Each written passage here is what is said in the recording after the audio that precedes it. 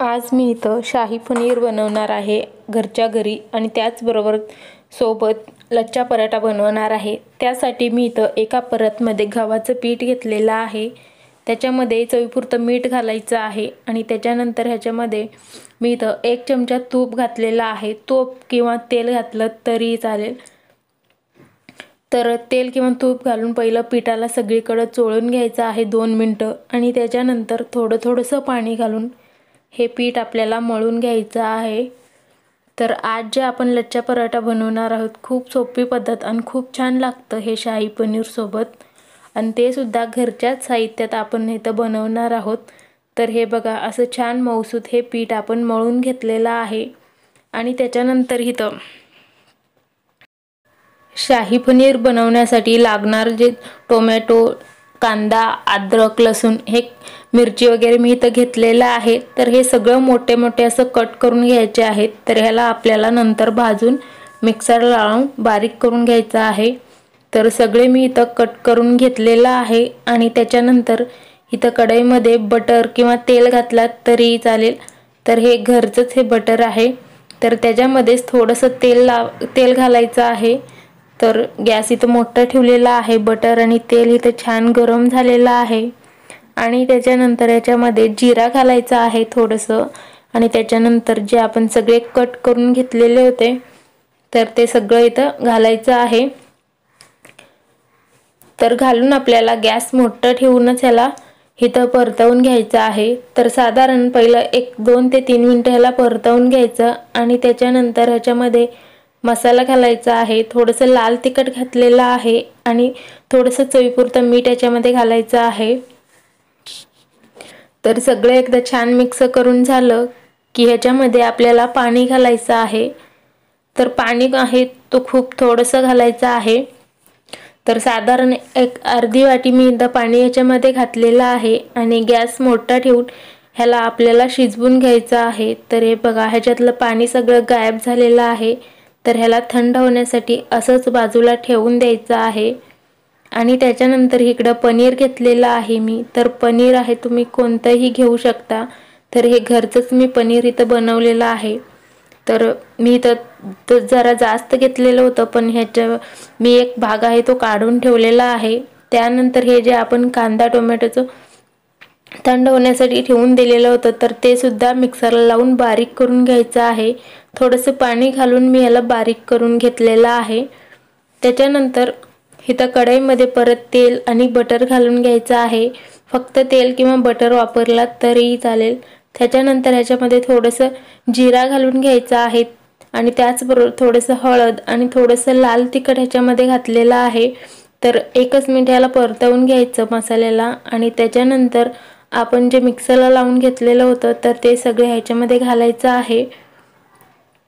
तर तसंच ह्याला हलवून सुद्धा घ्यायचं आहे। तर गॅस इथं बारीक किंवा मध्यम ठेवायचं आणि 2 मिनिटं परतवून घ्यायचं। त्यानंतर ह्याला झाकून 3 ते 4 मिनिटासाठी असंच झाकून शिजवून घ्यायचं आहे। तर हे बघा 1-2 मिनिटं मी ह्याला शिजवून घेतलं ताट झाकून आणि त्यानंतर इथं हलवून घ्यायचं आहे।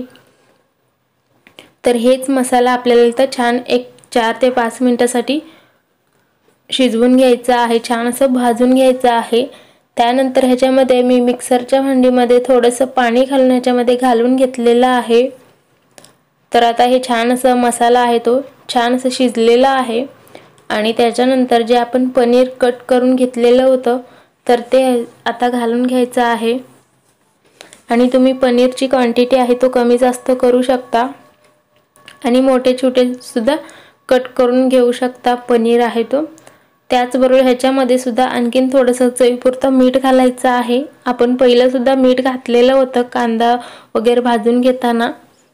तर गॅस इथं बारीक ठेवून आणखीन 2 ते 3 मिनिटं शिजवून घ्यायचं आहे। ह्याच्यामध्ये थोडंसं कसुरी मेथी आणि थोडंसं कोथिंबीर असेल तर कोथिंबीर घालायचं आहे। ह्यामुळे हे शाही पनीर जे आहे तो खूप छान लागणार आहे। तर सगळं एकदा छान मिक्स करून घेतलं।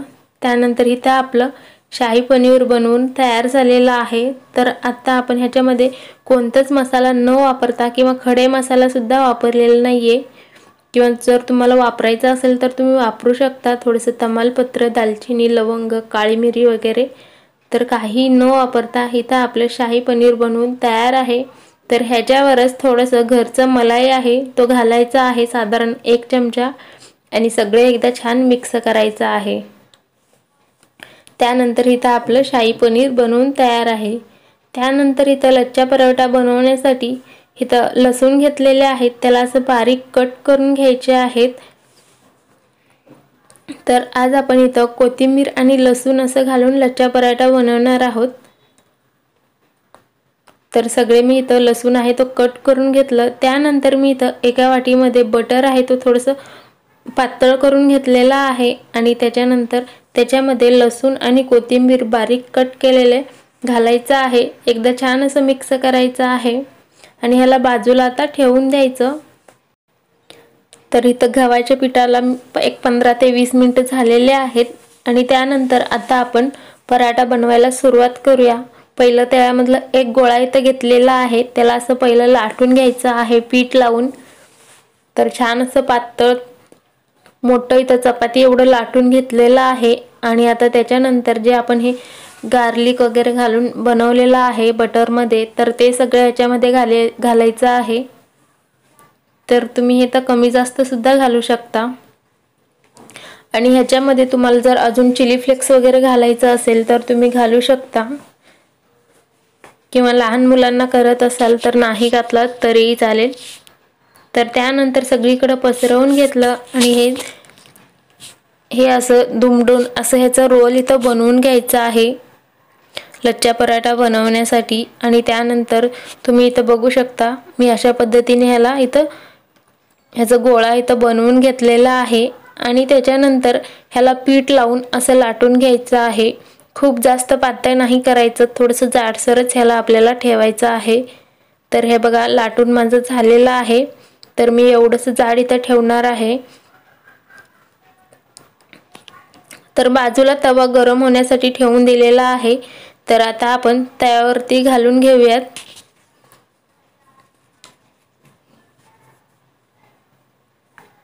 तर गॅस इथं मध्यम ठेवायचं किंवा बारीक ठेवायचं, आणि साधारण 1 मिनिटासाठी ह्याला भाजू द्यायचा आहे खालचा भाग, आणि त्याच्यानंतर पलटी करून घ्यायचं आहे।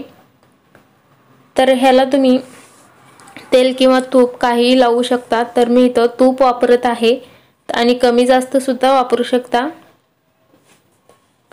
तर मी इथं तूप सगळीकडे लावून घेतलेलं आहे, आणि त्याच्यानंतर परत ह्या साईडला सुद्धा पलटी करून ह्या साईडला सुद्धा थोडंसं तूप लावून घेणार आहे।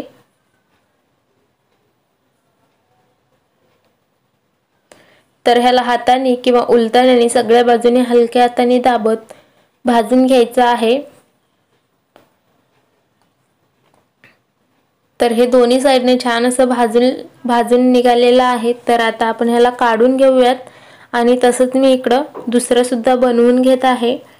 परत एक गोळा घेतलेला आहे, पीठ लावून चपातीसारखं लाटून घ्यायचं, आणि त्याच्यानंतर हे आपण बनवलेलं जे लसूण आणि कोथिंबीर घालून बनवलेलं आहे ते सगळीकडे पसरवून त्यानंतर ह्याला असं रोल करायचं आहे, थोडंसं असं लांबसट करायचं, आणि त्यानंतर असं ह्याचा गोळा इथं बनवून घ्यायचा आहे। थोडंसं हाताने चपटं केलं, आणि त्याच्यानंतर खालीवर पीठ लावून परत ह्याला सुद्धा लाटून घ्यायचं आहे। खूप हे झटपट होतात लच्छा पराठा। त्यानंतर हे इथं भाजून झालेलं आहे पहिलेच, तर हे भाजत असतानाच मी तिकडं करून घेतलेलं आहे। तर आता ते सुद्धा ह्याच्यामध्ये घातलेलं आहे। तर आता असेच सगळे लच्छा पराठा मी इथं बनवून घेणार आहे। तर खूप छान असं मौसूद हे होतात लच्छा पराठा। तर शाही पनीर सोबत तर खूपच छान लागतात। तर दोन्ही साइडले मी इथं तूप लावून भाजून घेतलेलं आहे।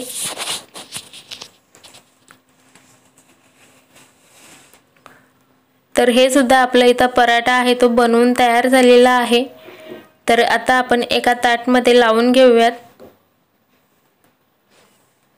तर इथं एक ताट घेतलेला आहे, त्याच्यामध्ये लच्छा पराठा ठेवून घ्यायचं, आणि त्याच्यानंतर जे आपण शाही पनीर बनवलेलं होतं तर ते सुद्धा आता ह्याच्यामध्ये ठेवायचं आहे। तर इथं आपलं जेवणाचं ताट आहे तो बनवून तयार आहे। तर व्हिडिओ आवडला असेल तर लाईक, शेअर, सबस्क्राईब करा। Bye bye.